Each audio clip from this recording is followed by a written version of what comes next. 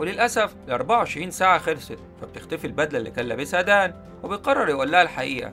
في حاجة لازم تعرفيها، أنا مش غني واسمي الحقيقي هو، بس هي بتقاطعه وبتقول بابتسامة باهتة اسمك الحقيقي دان، ليه كذبت؟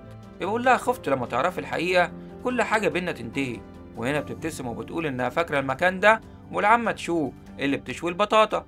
فبيروحوا ياخدوا 2 بطاطا سخنة وهما ماشيين بيضحكوا ومبسوطين، وبيجروا على السلالم لحد ما بيوصلوا البيت دان. ولما بتشوف أمه بتقول لها أهلا بيكي يا سيدة سونج، بس الأم أول ما بتشوف دان واقف جنبها بتضربه بالمعلقة، فبيقول لها دي لينا، والأم بتعتذر وبتاخدها جوه عشان تضيفها. والجيران كلهم متجمعين، ضحك وذكريات قديمة. ولينا بتحاول تتعلم تخبز مع مامة دان، وبيعملوا عشاء بسيط وجميل.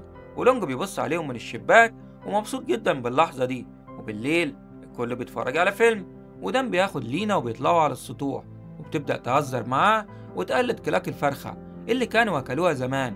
والاتنين بيضحكوا ومش ندمانين، وبيغطيها بالسويت شيرت بتاعه عشان الجو برد، وبيفكرها بوعدهم وهم صغيرين إنهم هيفضلوا أصحاب دايما. وفجأة بتلمح صورتها على لوحة إعلانات ضخمة، فبيقول لها بسبب الصورة دي افتكرتك رجعتي، بس عملاقة ومتوهجة وساحرة، بس برضه مش قد جمالك الحقيقي. وبيسألها بخجل إيه رأيك نخرج في موعد الحقيقي؟ وفي نفس اللحظة بيجيلها اتصال من مساعد والدها بيفكرها بجلسة التصوير بكرة، فبتقول له أنا انبسطت جدا النهاردة بس لازم أمشي. فبيرد دان أكيد هشوفك تاني. فبتبصله وبتقول الحقيقة أنا عندي حياة تانية دلوقتي مختلفة، أبويا تعب جدا عشان نوصل للمستوى ده، ولازم أكون عند حسن توقعاته، فهمني؟ فبيرد بحزن أنا مش قد التوقعات دي، صح؟ فبتقوله مش قصدي كده، بس لازم نكون واقعيين. فبتعتذر وبتركب العربية وبتمشي.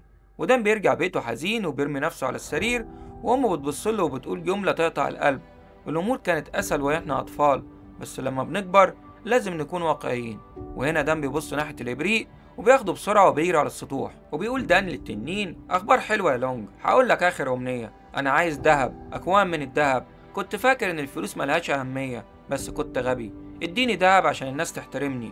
فلونج بيبصله وبيقول له بهدوء متأكد يا دان؟ فدان بيرد أيوة متأكد، حقق الأمنية يا لونج. لكن لونج بيبصله وبيقول له عايز أوريك حاجة الأول. وفجأة بينقله لمكان تاني مختلف، وفي نفس الوقت بنشوف والد لينا بيعرف إن دان هو اللي معاه الإبريق، فبيستدعي ال3 مجرمين وبيتحرك معاهم بالعربية. ولينا بتشوفهم وهم ماشيين وتبدأ تحس إن في حاجة غلط.